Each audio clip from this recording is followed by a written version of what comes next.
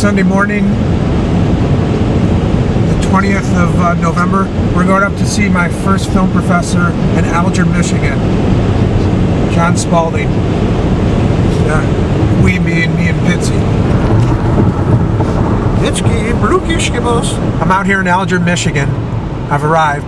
It might be a good idea to ask some directions, I think, maybe. I think we're getting closer. He didn't give me his address, and I forgot. I think I had it somewhere. It was on my computer, the other computer at home, but I think it's 7264 or something. This shit's looking familiar. This is it, I think. It's 7214, not 7264. This is his house.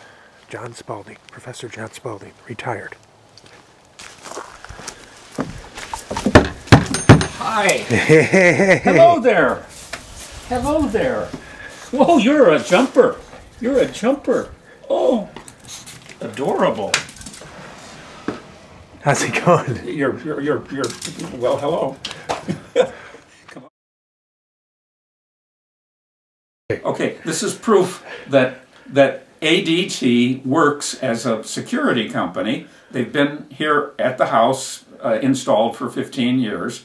And in 2002, some idiot imported a bunch of ladybugs from Asia.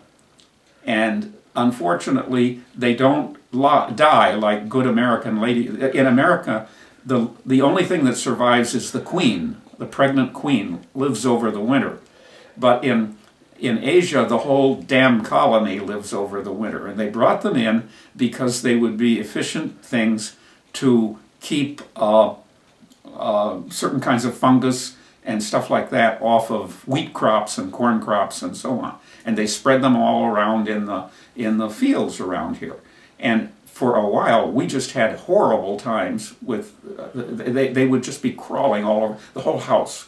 It's a blue house, and they were attracted to the blue house. And they'd get into the living room, and I would have like 80 or 90 ladybugs crawling around on the ceiling in the great room by 4 o'clock in the afternoon if it was a spring, one of those January thaw days or something like that. And what I didn't, somebody was storing something in my basement, and I didn't know when they took it out that they didn't totally shut the French door downstairs. And I ignored it and whatever. And so one April night, the door had been technically kind of unlocked for a couple of months, and I didn't know it.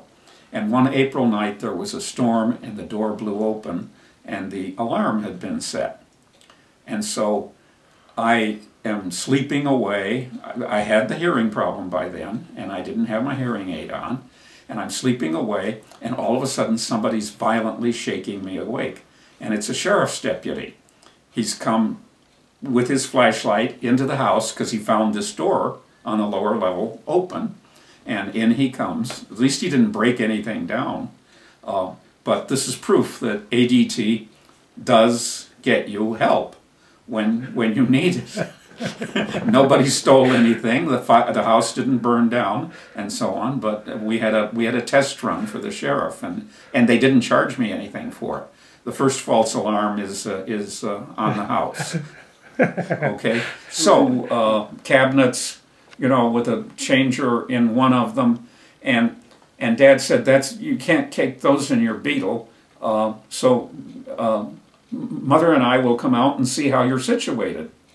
And she drove all the way out there, holding her breath, and with her arms crossed like this. I mean, just royally ticked off that I had moved a whole continent away from Indiana, and that's my mother's postpartum depression. She waited 22 years, or 27 years really, before she actually had it, because I was 27 when I got the degree over and done with.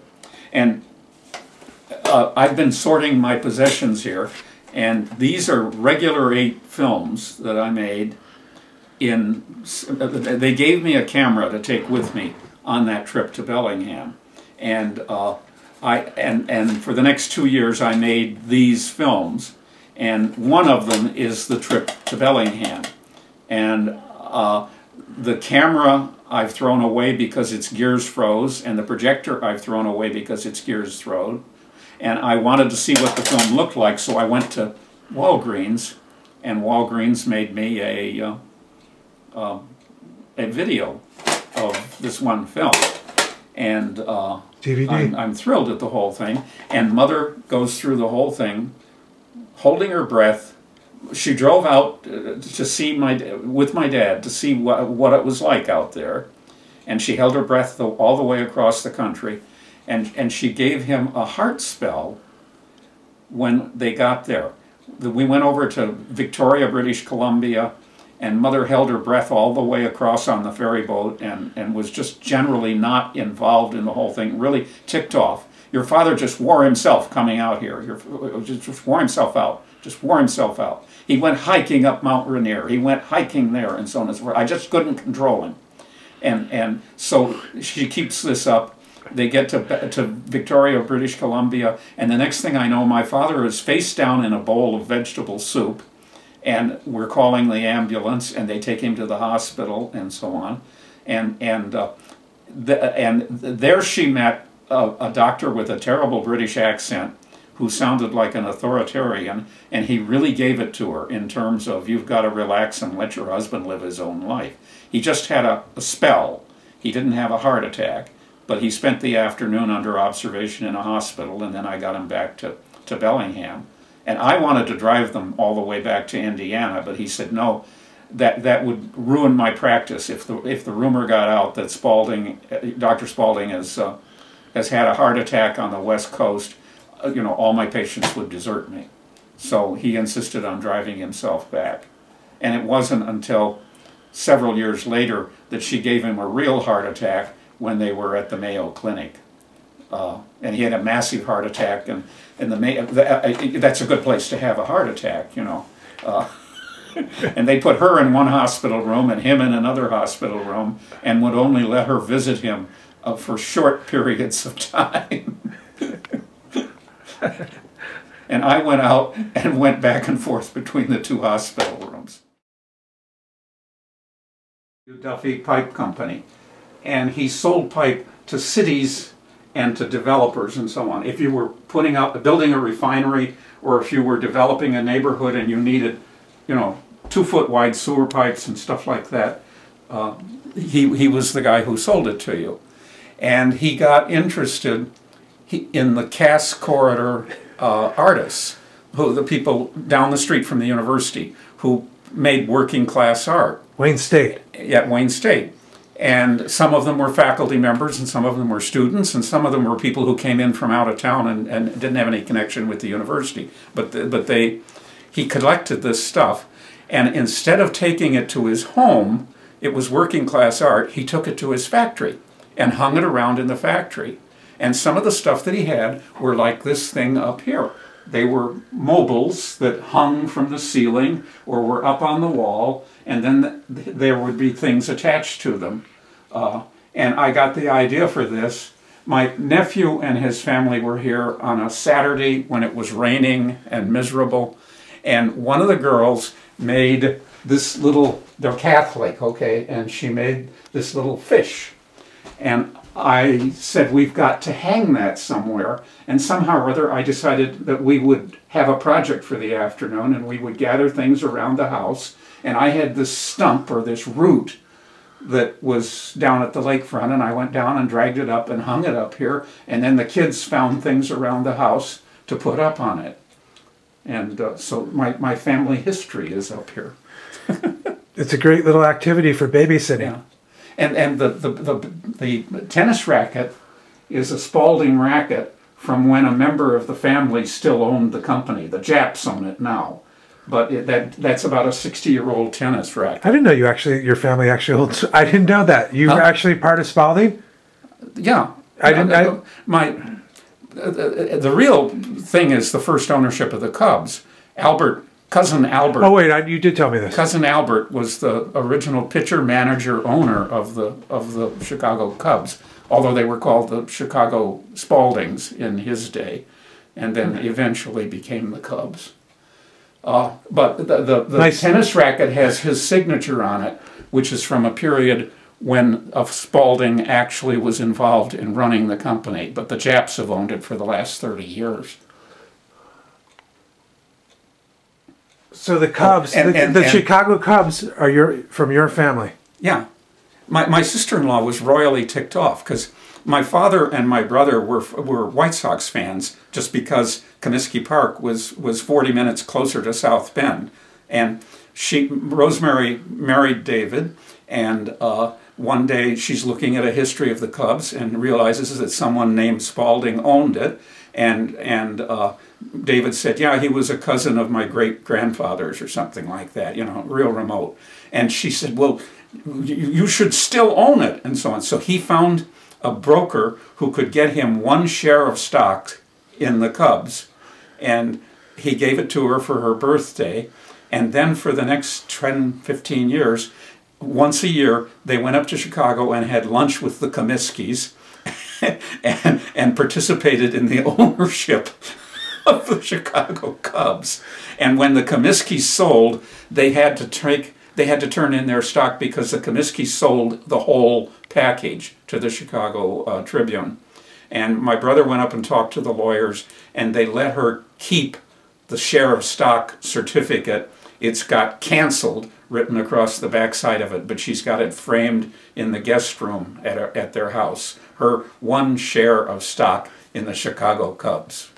Well, she would get a baseball each year signed by half the team on her birthday.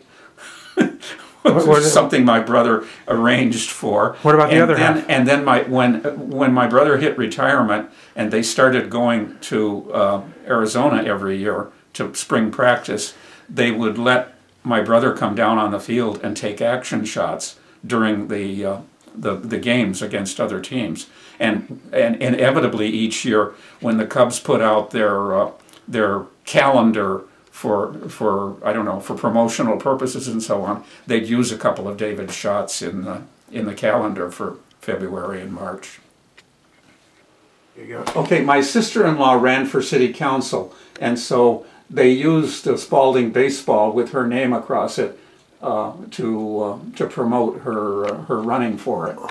And the red ball next to that is my dog's last ball before Daisy died.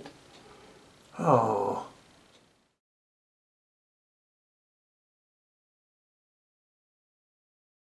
How did Alger get its name? Okay, Russell Alger is the guy who named the town of Alger after himself, and he owned most, or had control over most of the lumber in this region.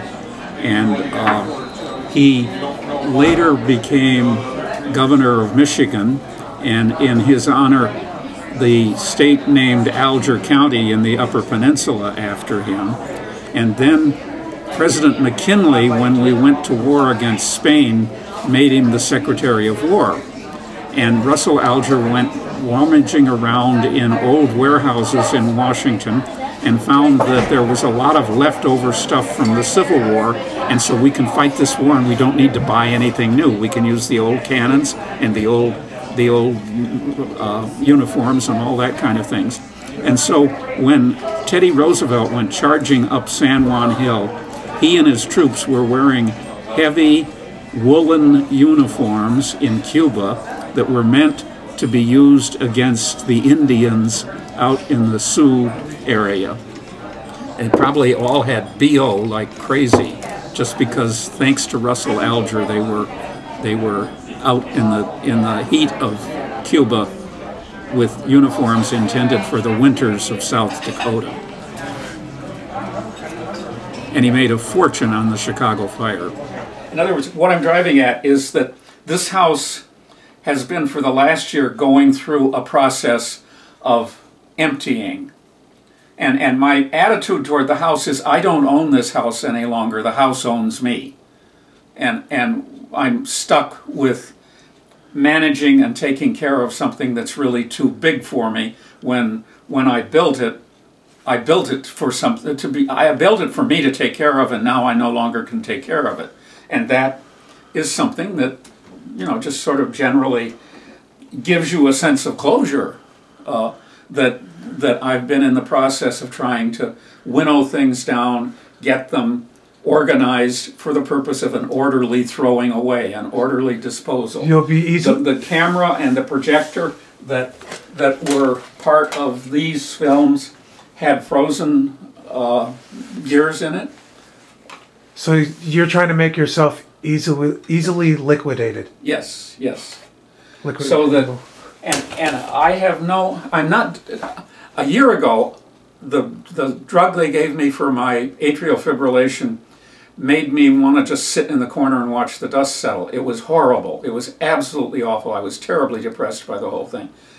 And I finally told the cardiologist, okay, if you insist on me taking these pills, I'm just going to take all of them at once. I mean, that scared her into paying some attention to me, and she switched to a drug that didn't have this terrible depressing side effect. I kind of forced the issue on that. But I've had a full and complete life. I really don't need to live into senility and so on. I don't want to do that. I would like someday just not to wake up in the morning, and that's that. I'm not suicidal. I threatened her with it, but that was just a threat. And I've been all over the country. I've been to England a number of times and so on. I know as much of the world as I want to know of it, and I'm happy. I've had a full life, and that's that. That's my digitalis that has to be taken in another 30 minutes or so. I've had the orderly disposal of 2,000 books from this house because I'm a college professor and books are my stock in trade. And I've just gotten organizedly rid of things. I'm winnowing the place down.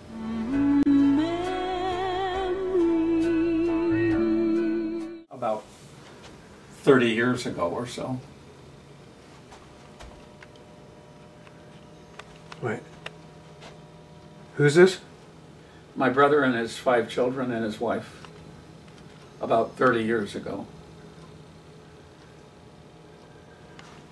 That's Uncle John with 3 of my brother's grandchildren on the dock down here at the lake.